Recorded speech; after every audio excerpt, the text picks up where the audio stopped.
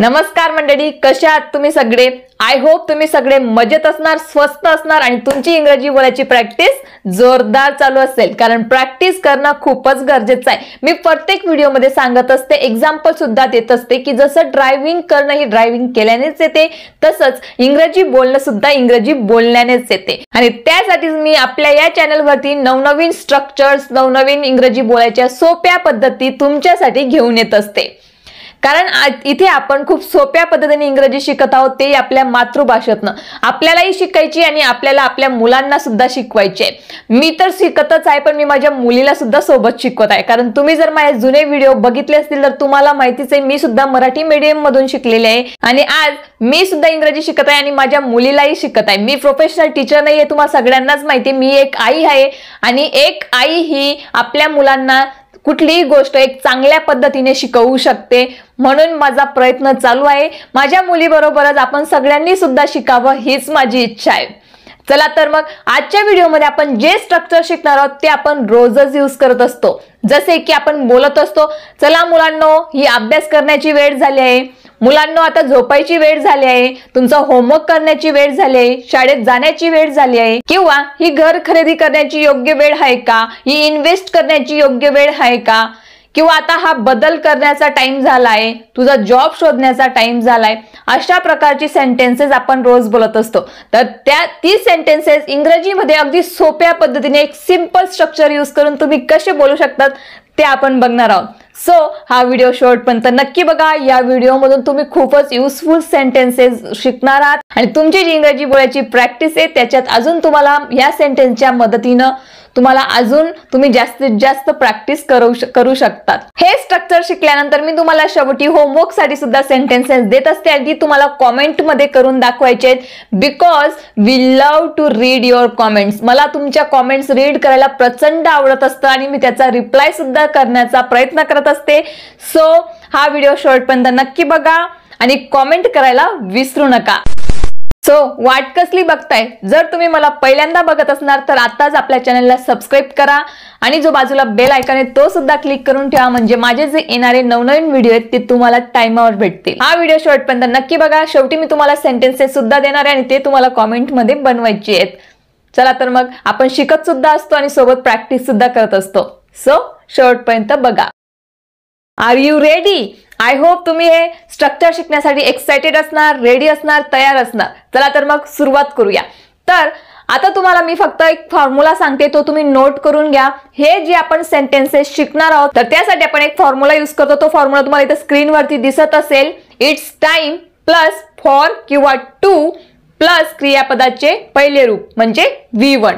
हे स्ट्रक्चर तुम्ही नोट करून घ्या। हे स्ट्रक्चर यूज करूनच आज आपण खूप सारे सेंटेन्सेस बघणार आहोत, म्हणजे आपल्याला ते आपल्या डेली यूज मध्ये वापरता येतील। आता फॉर कधी यूज करायचा, टू कधी यूज करायचा, इट्स टाइम फॉर और इट्स टाइम टू हे आपण बघूया।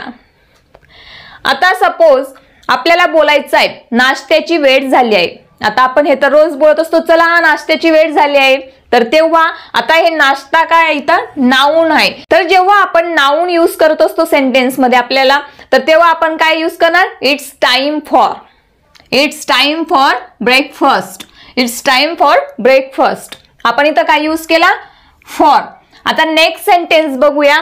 आपण आता निघण्याची वेळ झाली, आपण कुठं गेलो तर आपण काय बोलतो? चला आता आपली निघण्याची वेळ झाली, आपली निघायची वेळ झाली, तर तेव्हा आपण बोलतो it's time for us to leave now.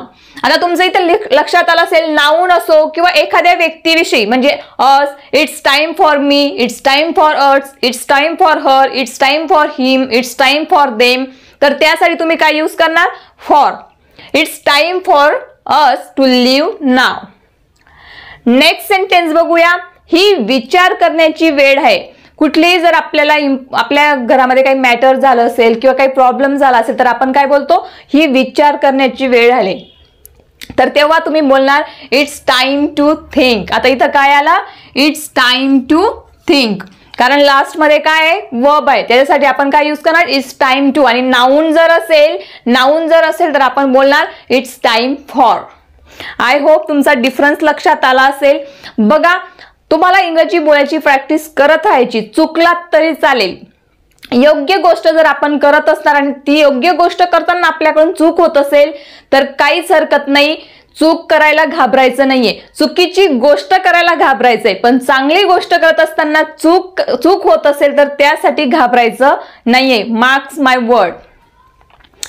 त्याच्यानंतर आपण हे सुद्धा मुलांना बोलत असतो, मुलं जर खेळत असतील, चला चला आता खेळणं बंद करा, ही झोपण्याची वेळ झाली आहे, तर तुम्ही काय बोलणार? It's time to sleep. It's time to sleep.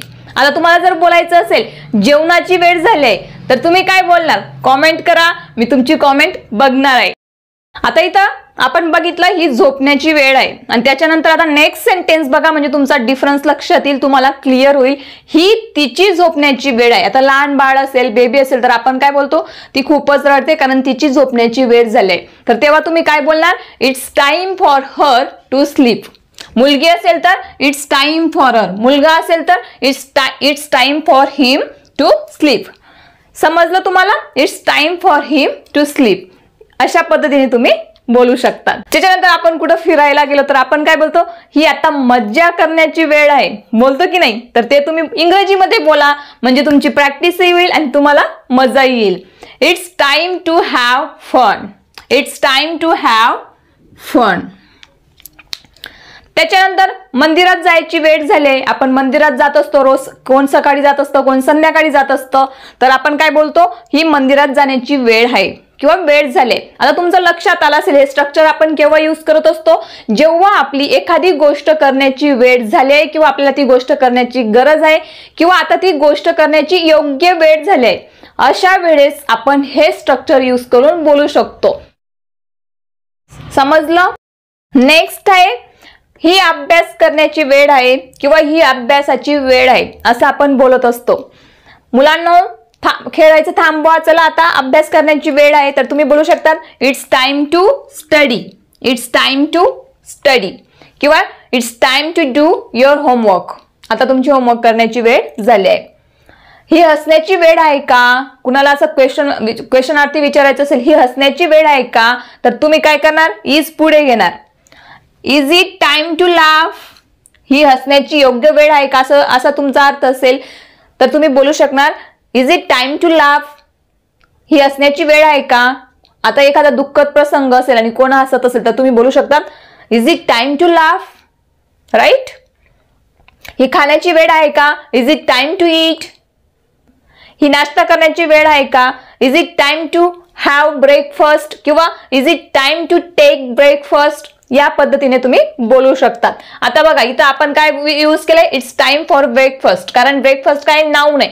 पण जर आपल्याला असं पण आपण हे सेंटेन्स असंही बोलू शकतो इट्स टाइम टू हॅव, कारण काय आलं? वर्ब आलं, म्हणून आपण काय तेव्हा यूज करणार? टू यूज करणार. तर आपण हे सेंटेन्स टू लावून पण यूज करू शकतो, पण त्याच्यानंतर आपल्याला काय यूज करावं लागेल? हॅव किंवा टेकही बोलू शकतो आपण. ओके. तर नेक्स्ट आहे क्लास सुरू होण्याची वेळ झाली किंवा क्लास सुरू झाल्याची वेळ झाली किंवा होण्याची वेळ झाली, आपण हे बोलत असतो. तर तुम्ही बोलू शकता it's time for the class. आता इथं काय आलंय? नाऊन आलंय, म्हणून काय यूज केलं? For. It's time for the class to start. नेहमी लक्षात ठेवा क्रियापदाचं पहिलं रूपच येईल, V1च येईल, म्हणजे सिंपल प्रेझेंट टेन्स येईल नंतर. Start. It's time for the class to start. त्याच्यानंतर अजून जायची वेळ झाली नाही. आता नेगेटिव्ह बोलायचं असेल तर हे सेंटेन्स, तर तुम्ही बोलणार त्याच्यानंतर इट इज नंतर तुम्हाला फक्त काय लावायचंय? नॉट लावायचंय. It is not time to go at, म्हणजे अजून आपली निघण्याची वेळ नाही झाली. मुलं आपल्याला सांगत असतात बसा ना, अजून आपली जाण्याची वेळ नाही झाली. आपण जेव्हा त्यांना सांगत असतो it is time to go, आता आपली निघण्याची वेळ झाली, असं जर तुम्ही सांगत तर मुलं तेव्हा काय सांगतात? It is not time to go yet, अजून निघण्याची वेळ नाही झाली. घर खरेदी करण्याची ही चांगली वेळ आहे का? आता हा आपण एक क्वेश्चन करत असतो, तर ते तुम्ही काय बोलणार? Is it a good time to buy a house? Is it a good time to buy a house? किंवा ही इन्व्हेस्ट करण्याची योग्य वेळ आहे का? Is it a good time to invest? या पद्धतीने तुम्ही हे स्ट्रक्चर यूज करून खूप सारे सेंटेन्सेस बनवू शकता. तुम्हाला असेच हे स्ट्रक्चर यूज करून तुमच्या नोटबुक घ्या, पेन घ्या आणि हे स्ट्रक्चर यूज करून तुम्ही असे रोज म्हणजे कमीत कमी 10 सेंटेन्स तरी आज लिहून काढा, म्हणजे तुम्ही हे स्ट्रक्चर कधीही जीवनभरात विसरणार नाही. आणि तुम्ही हे रोज सुद्धा बोला, कारण ही रोजच बोलली जाणारी सेंटेन्सेस आहेत. आपण मुलांना रोजच सांगत असतो ही झोपण्याची वेळ झाली आहे, तर तुम्ही बोलू शकतात it is time to sleep, किंवा अभ्यास करण्याची वेळ झाली, हे तर आपण रोजच बोलत असतो. It is time to study, किंवा आता मुलांची अभ्यास करण्याची वेळ झाली किंवा मुलांची होमवर्क करण्याची वेळ झाली, तर तुम्ही काय बोलणार, it's time for children to do their homework, right. इथपर्यंत तुम्ही व्हिडिओ बघत आहात म्हणजेच तुम्हाला हे स्ट्रक्चर लक्षात आलं असेल. कसा वाटला हा व्हिडिओ ते मला कॉमेंट थ्रू नक्की कळवा. आणि मी तुम्हाला अजून एकदा ब्रीफ करून देते. आपण आज जे स्ट्रक्चर शिकलो ते आपण तेव्हा यूज करत असतो जेव्हा एखादी गोष्ट करण्याची वेळ झालेली आहे, तर त्यासाठी आपण यूज करत असतो इट्स टाइम फॉर किंवा it's time to. It's time for आपण जेव्हा यूज करत असतो जेव्हा वाक्यात नाऊन असेल आणि लास्ट मध्ये नाऊन असेल, आणि इट्स टाइम टू आपण जेव्हा वर्ब असेल तेव्हा यूज करत असतो.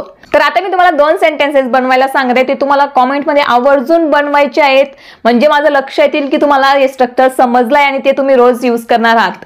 तर सेंटेन्सेस आहेत. फर्स्ट, आता माझी तुमचा व्हिडिओ बघण्याची वेळ झाली, हे बनवायचंय. आणि सेकंड सेंटेन्स आहे, चला मुलांनो झोपायची वेळ झाली, हे सेंटेन्स, हे दोघं सेंटेन्स तुम्हाला बनवायचे आहेत.